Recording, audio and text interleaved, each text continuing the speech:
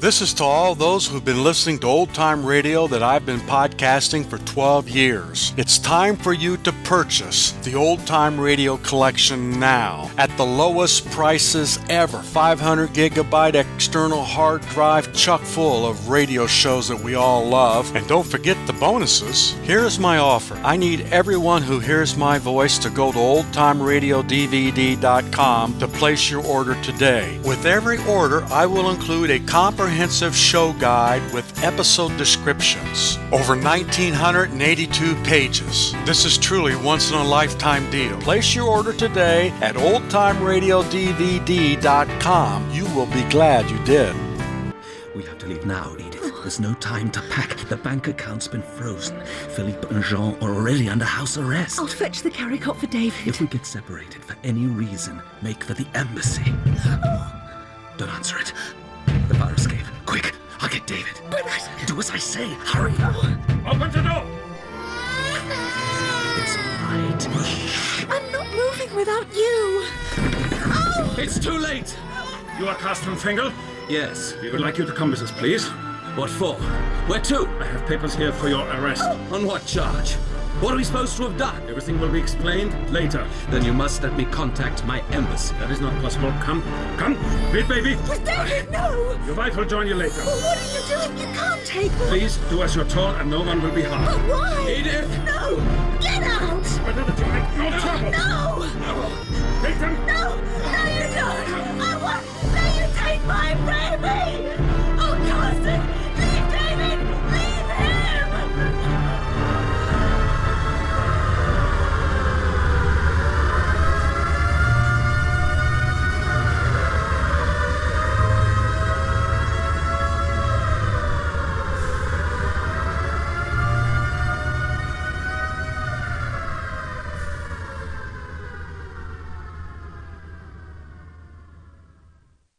I don't know who my parents are, or if they're still alive even. I don't know what country they come from. I've lived in the prison camp for as long as I can remember, and even Johannes, who knew so many things, was not able to find out anything about me. All I do know is that my name is David, and I am 12 years old. It says so on my identity card. I Am David by Anne Home. Adapted for radio in 2 parts by John Peacock. With Rory Copus as David. Part 1.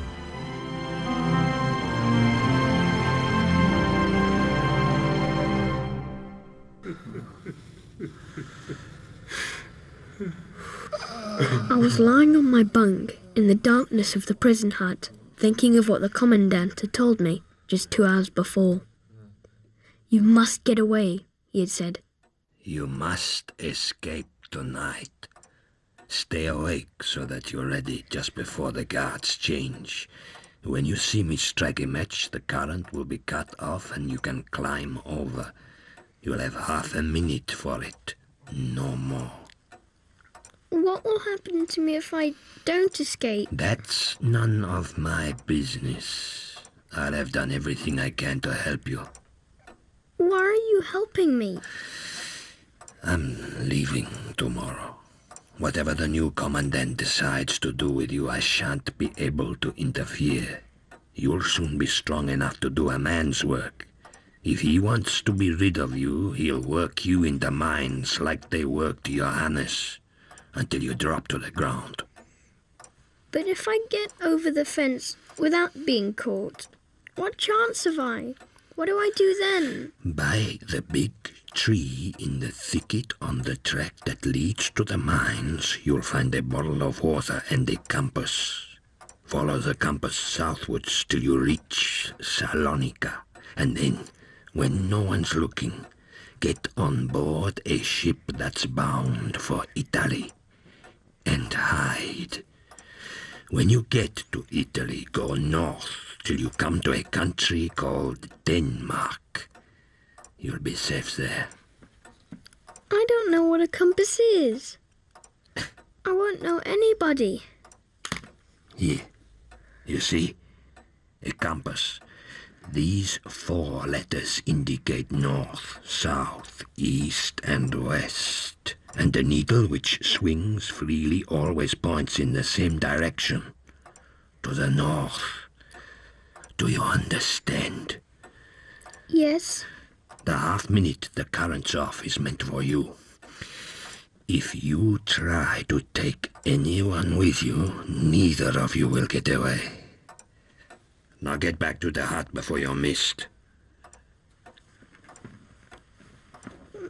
I want a piece of soap.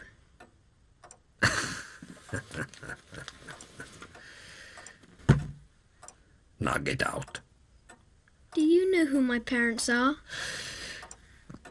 Remember, the moment I strike the match. I tried to work out why the Commandant seemed to be helping me. He'd always hated me as I'd hated him. It could be a trap. Just as I was climbing over, the searchlight would suddenly swing round and catch me, and then they would shoot.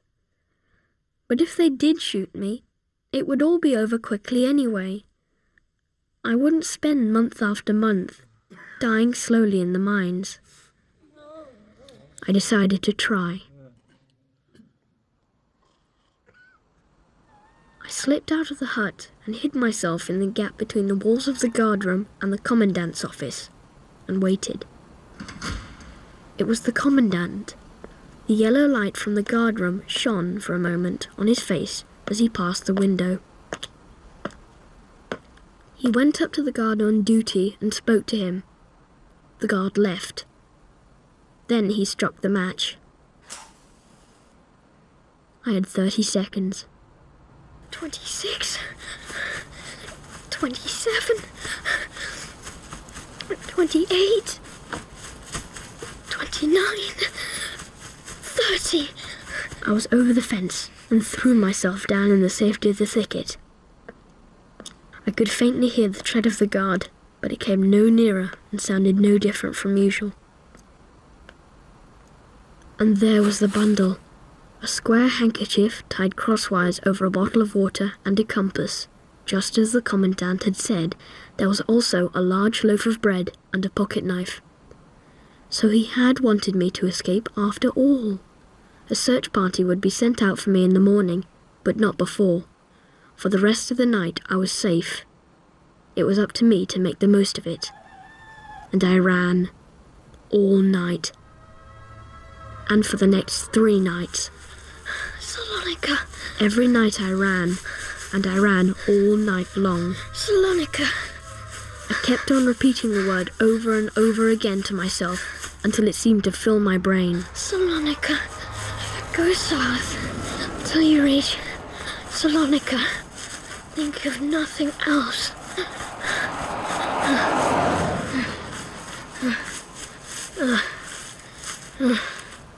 When my feet could carry me no further, I tumbled into a ditch beside the road, Salonika. Too tired to crawl out. I didn't care what happened to me. I had to sleep. And sleep I did. Until...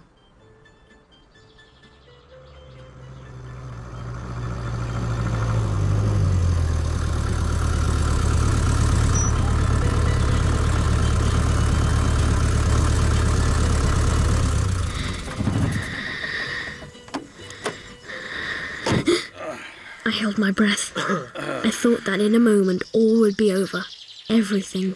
Why stop now? We'll be in Salonika before midnight. To see the lights of the taverna, boss.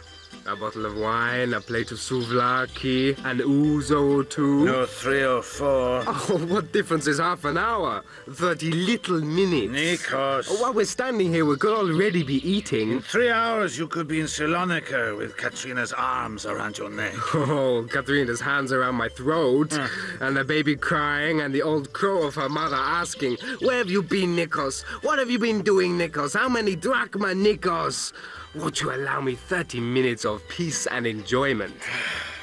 Half an hour. I will teach you how to live, boss. I caught the word Salonika. As soon as the 2 men disappeared into the taverna, I ran to the van, crept in the back, and waited. It was some time before I was on my way again. I had seen cars and lorries, but I'd never ridden in one. I suddenly knew what it felt like to be in one of the cells they had talked about in the camp, locked up in inky blackness without being able to move. I tried to stop my thoughts, the beatings of the prisoners, the horrors of the camp. And then I thought of Johannes. Johannes, who I could talk to about anything, and who at last had died working the mines for them. I thought I heard his voice. "I'm here. I'm with you, David." And suddenly I felt exactly as I did when he was with me. And after that, I wasn't so frightened.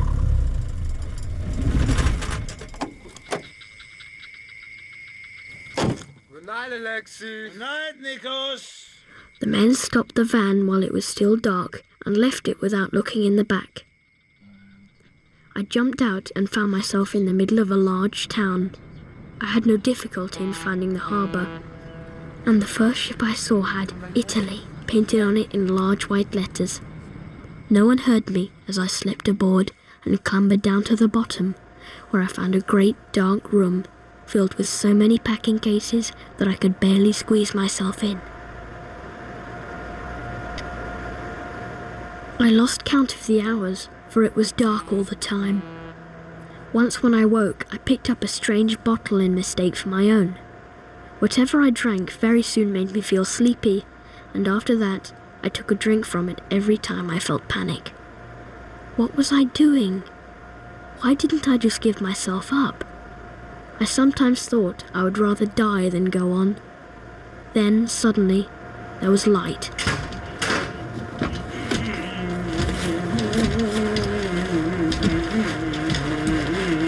Whoever it was couldn't see me. My heart thumped as he searched the cargo, looking for something. Then, as I crept back, I knocked over the bottle. What the... Come out, show yourself! Mamma mia, what are you doing here? Huh? What are you doing? Nothing, Signor. Look at you, holy mother, what a sight! Where have you sprung from, eh? How old are you? 12. I'll to haul you up to the deck! No, please, Signor, no! No. Hey, it's all right. Shh, it's all right.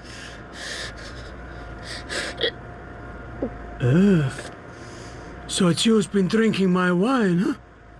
Yes. I'd no more water in my bottle. I didn't know it was wine. Thank you. Cazzo! Never have I met such a child.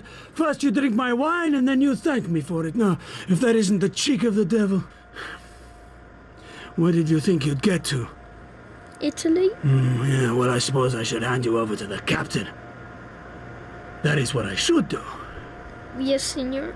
Crazy boy. Yes, Signor. On the other hand, we shall be in Salerno this evening. Is that in Italy, Signor? Yes. Oh. And why should I make trouble for myself dragging you along to the captain, eh? I don't know, Signor. Where are you from?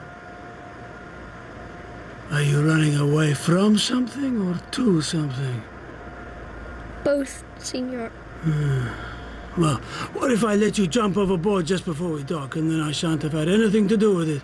I'll not say I saw you, and you'll not say you saw me. Is it a bargain? I can't swim. Holy mother, I wash my hands of the whole thing. I'll give you a lifebelt, and you'll have to drift ashore now. Get some sleep. It's really very kind of you not to let the captain arrest me.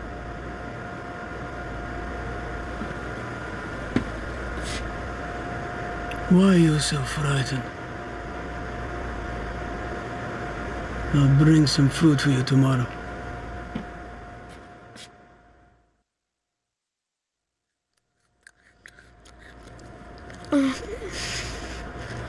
Haven't eaten for a long time, no? No, Signor. It's good, huh?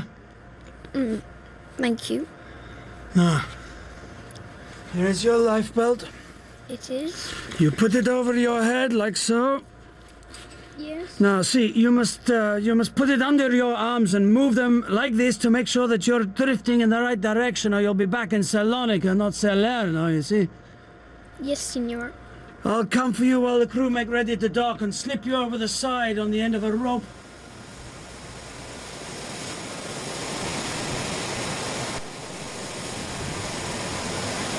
The man lowered me gently over the side of the ship.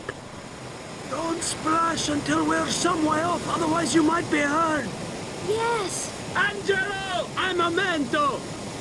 Good luck, ragazzo! Thank you, Signor!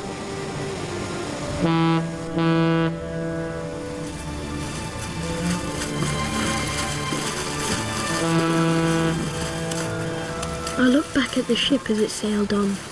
For a moment I thought I was going to drown. It might very well have been an easy way they sent people to their death, a belt like that. It looked like a car tire, but I didn't drown, and I didn't even have to fling my arms about, for the ship made strong waves that drove me nearer and nearer to the dark line of the coast.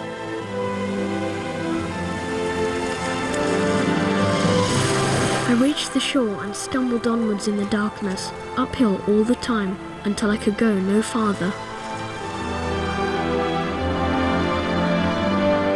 When I woke, I was no longer tired. I don't know how long I stayed there on the mountainside, sitting quite still, just looking at the beautiful scenery. Far below, the sea was bluer than any sky I'd ever seen. Suddenly I knew that I didn't want to be caught. I didn't want to die. Now that I had seen such a lovely sight, I wanted to live. I knew at once what I was going to do first. There was water, a stream glinting in the sunshine.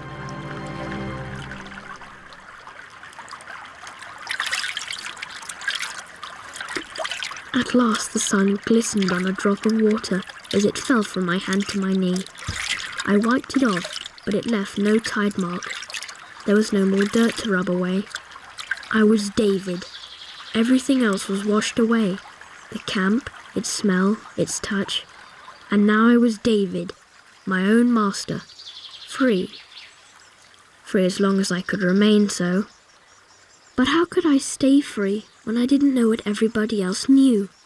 I didn't even know what was good to eat and what was poisonous. And what about the people themselves? I'd have to keep right away from them, but at the same time I would have to get to know something about how men lived outside a prison camp. And so I decided that I would go into the town that I could see farther along the coast. It would not be as dangerous as it would be later, when no one could yet know where to look for me. People were laughing. It sounded as if they were all happy. Perhaps there were not so many of them here in Italy, or perhaps just not any in this town. A church. If there's a cross, then it's a church, Johannes had once told me. I was standing beside a shop, looking hungrily at some flat loaves with tomatoes on top. I was starving. Hi! Hey, you want a pizza, eh? Oh, well, perhaps the young fellow is not so hungry after all, eh? I'll put it back. No! Yes, I am. Here. Oh, thank you very much, Signor. As I ate the pizza, I read something on a wall about a circus, a kind of theatre with animals that travelled about.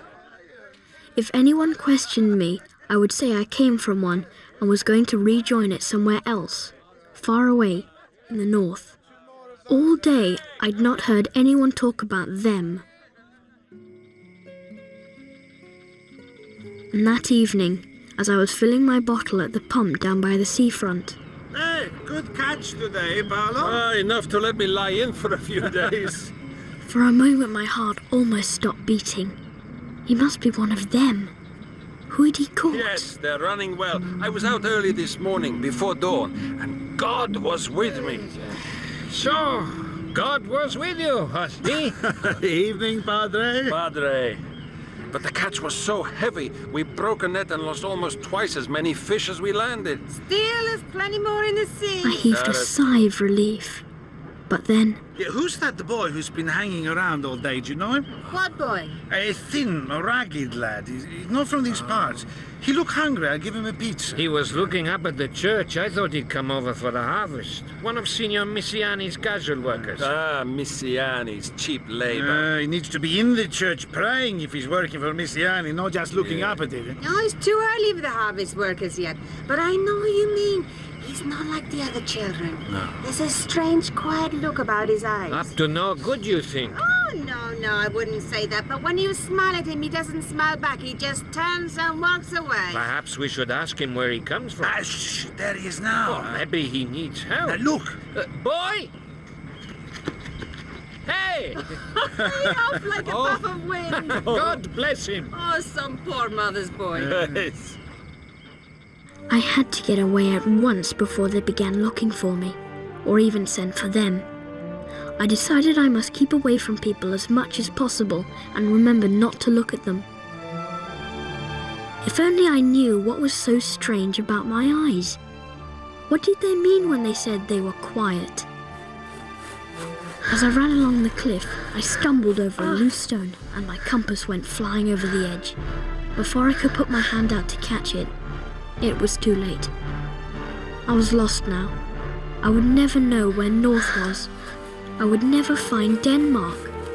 I would travel round in circles and keep coming back to the same place.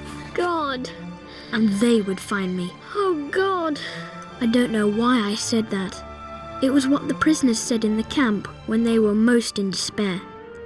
But I had no God. I decided that if I had, it might help. But which one?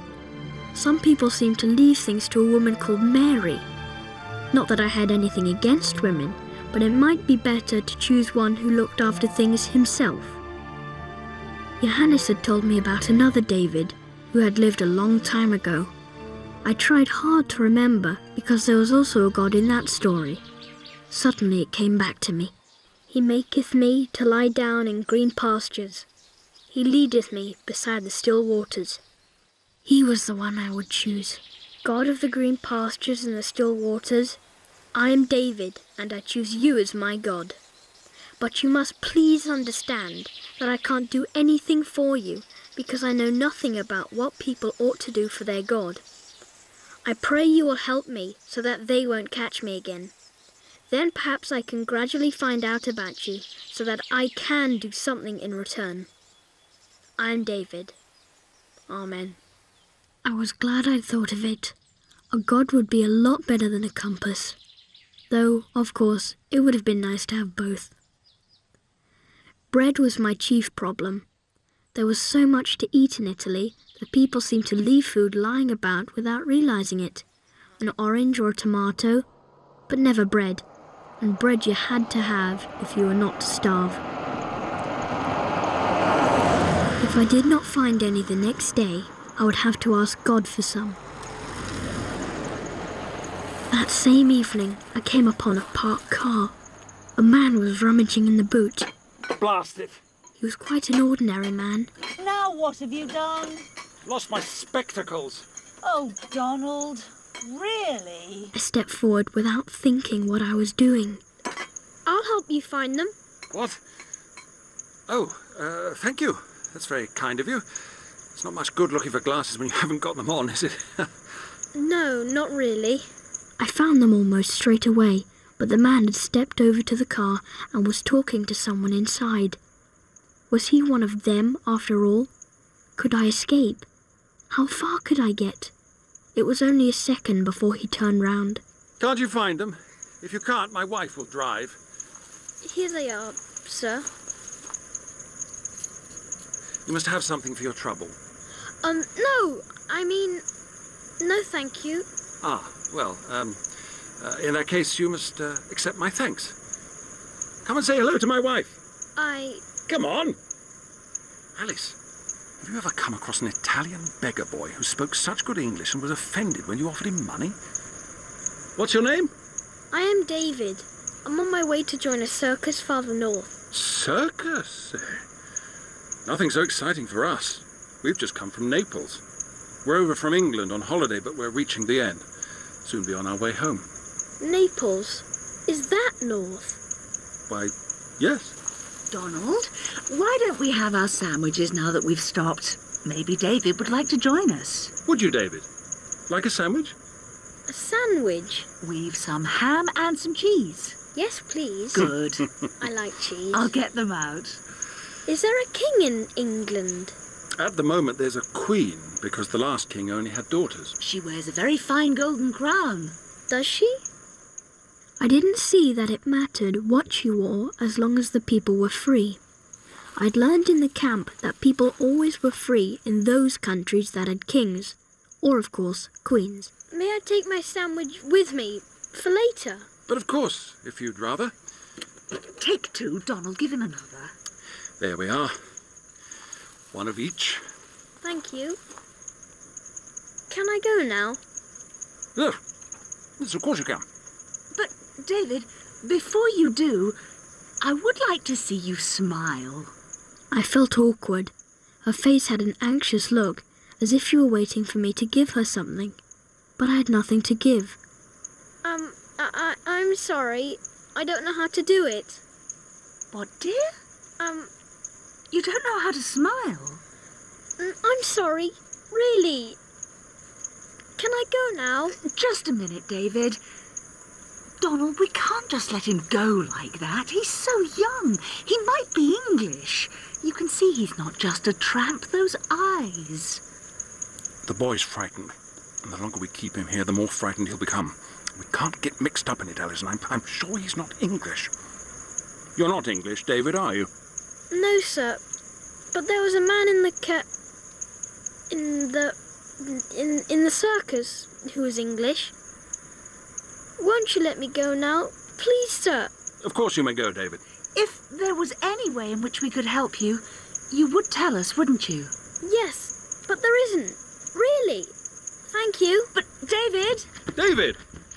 They were obviously kind, and yet they didn't want to let me go, especially the woman. She seemed to think she ought to keep me there. I couldn't understand it. And the man had wanted to give me money. I suddenly thought that if I managed to stay free, there might be other things that I could do to get money.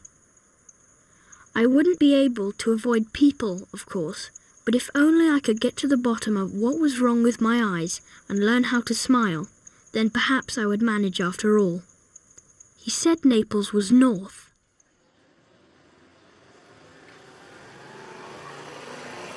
The idea of earning some money was a good one. I fetched coffee for people who sat eating in a restaurant, and I was given some money by French people who were afraid of having their luggage stolen from the car while they went into the church. But I pressed on to Perugia after just 2 days. As I walked, I thought over another plan. I'd seen a man walking down the road, and when a car came along, he'd held up his hand and stopped it.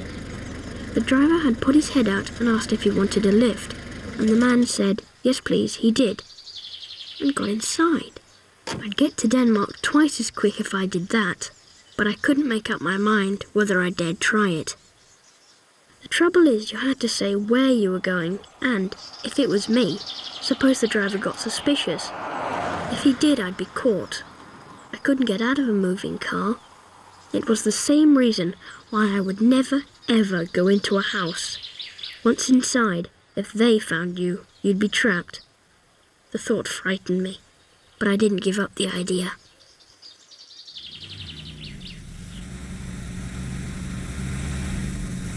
Sometimes I got money by helping people on the road. Americans were most likely good people, for they were the ones they hated most, so I felt safe. All that was wrong with Americans was that they spoke English very badly and always acted as if they were proud of having so many things. There was one thing, however, that 2 Americans did not have.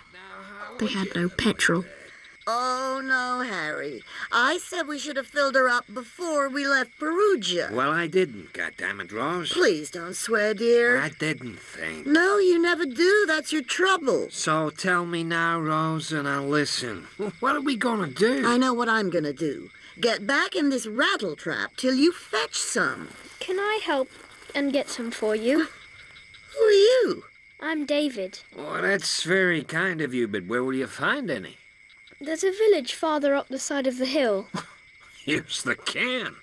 But I haven't any money to pay for the petrol. He's nothing but a young beggar, Harry. You can bet your bottom dollar if we give him money, we shall never see him again. He can get a garage to send help. I wondered if they thought I was stupid. They certainly seemed to think I could understand them only when they spoke very slowly. Perhaps it would be better and easier for you if you could get a mechanic to drive down with the petrol. The can's a bit heavy for you to carry. The people here don't like doing very much on Sundays, but I'll see if I can get the petrol by promising to pay for it later. Unless, of course, your wife thinks I want to keep your can. Oh, nonsense, boy. Then you'd have to go twice. My wife was only thinking you might drop the money in the dark. Will you look after my bundle while I go? Then I can carry the can better.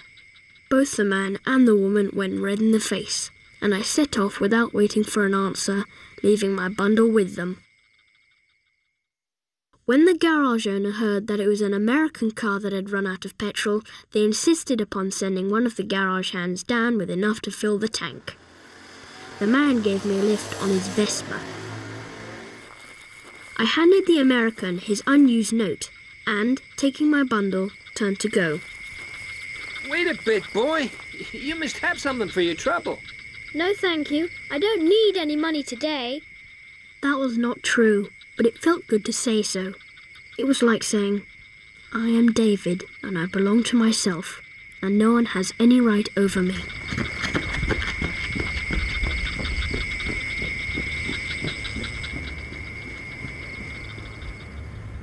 Later, at the bottom of my bundle, I found a cigarette packet, and inside it there were 2,000 lira.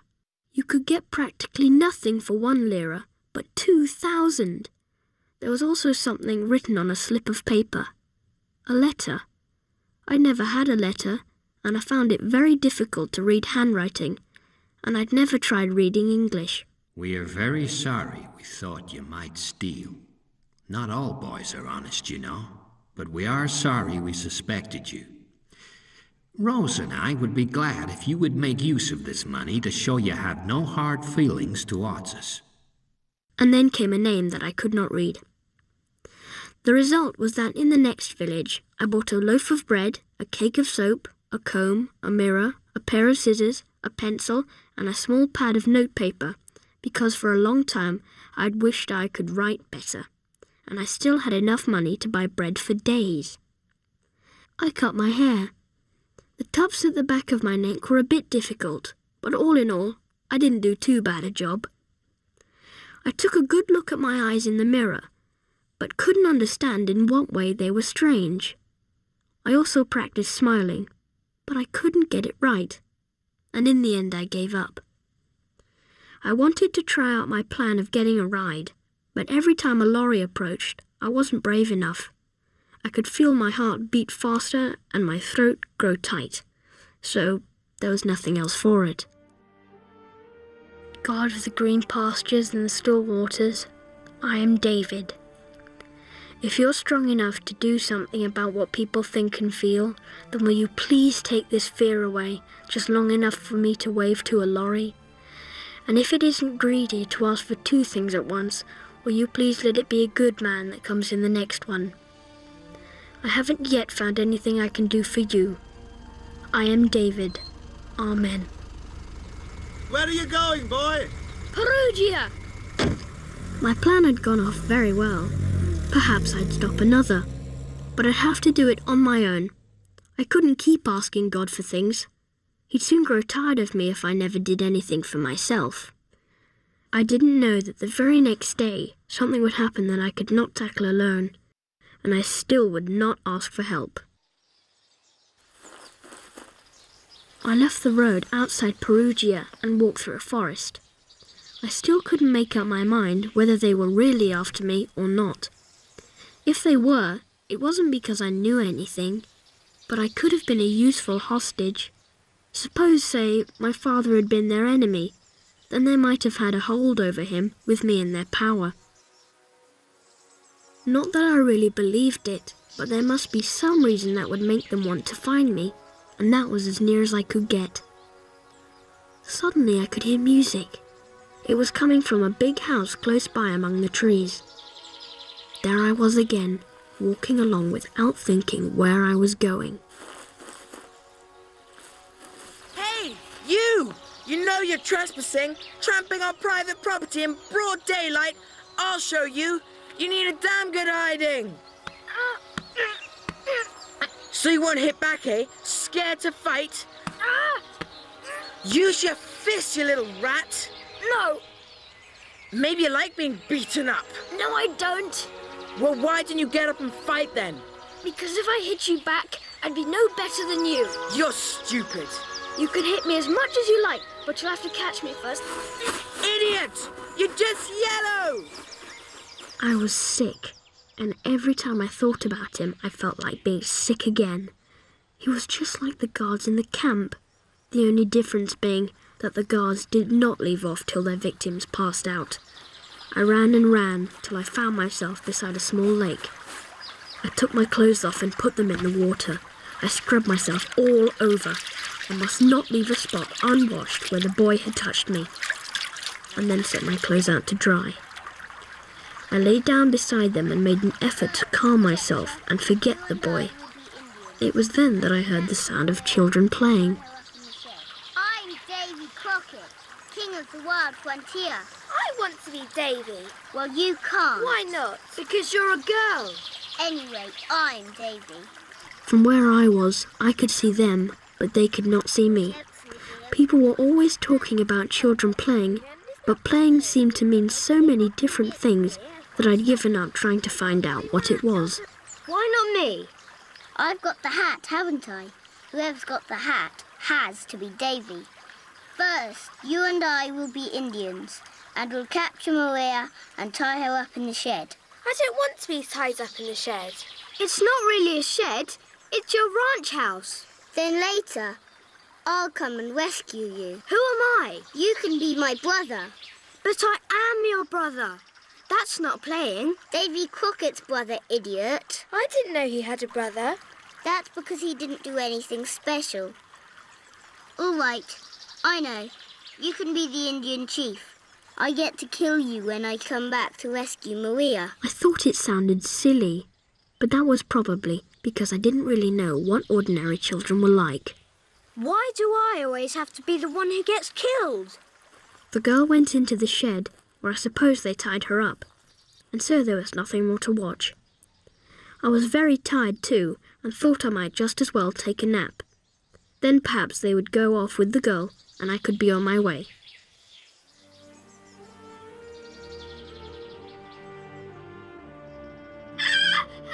The shed! Andrea!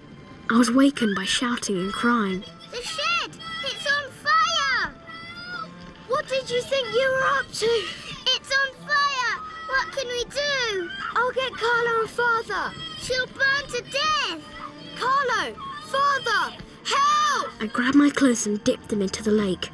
A man in the camp had once escaped from a burning building by wrapping wet clothes round his head to keep the smoke out, and he had not got burnt about the face. God of the green pastures and running waters, please don't help me. I want to do this by myself for you. I am David. Amen. I plunged into the burning shed. I wound my wet shirt loosely around the girl's face, then cut through the rope. The little girl had fainted, and I had to carry her. Blazing bits of roof fell like rain as I fought my way out. And then it was all over. I got back through the door as it collapsed in flames around us. I laid her down on the ground. I put my ear to her chest, as the men in the camp had always done to see if a person was still alive. I could hear her heart beating. It's all right. Over here. Who are you? I'm David.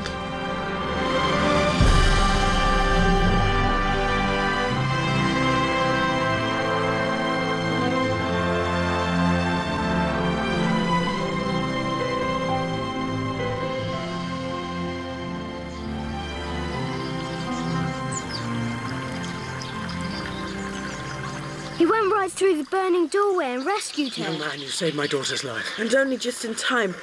We should have been too late. Let me take her. I'll help. I'm Giovanni Del Varchi. You needn't be frightened. I'm not frightened. David. Careful, Maria. David's hand must hurt him. I think you're very brave, and I'm really sorry I hit you. Truly. Let's get them both home quickly. I must be on my way, Signor. After what you've done? Please, if you'll just give me my clothes. What do you think my wife would say if I let you go? She'll want to thank you and put something on those burns. But, Signor, I just want... Boys, bring David's clothes and get the travelling rug from the car.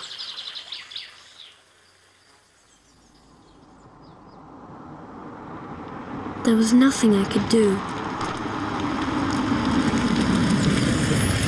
We drove through a tall gateway and up to the great house I'd seen earlier.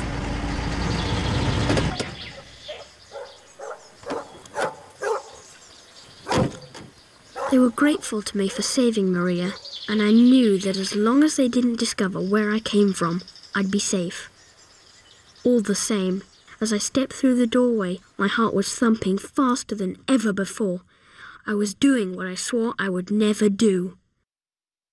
I was entering a house.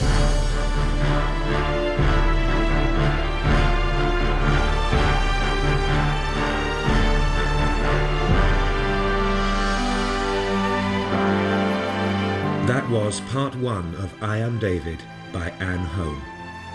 Dramatised for radio in 2 parts by John Peacock. The part of David was played by Rory Copus. Carston, Andrew Wincott. Commandant and Harry, Sean Baker.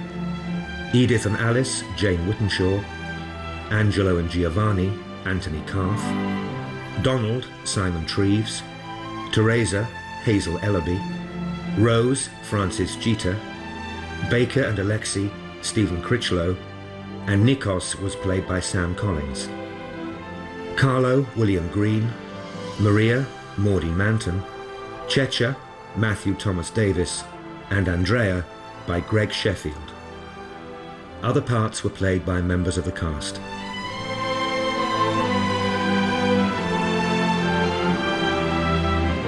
I Am David was directed by Celia de Wolf and was a Fiction Factory production for BBC Radio 4.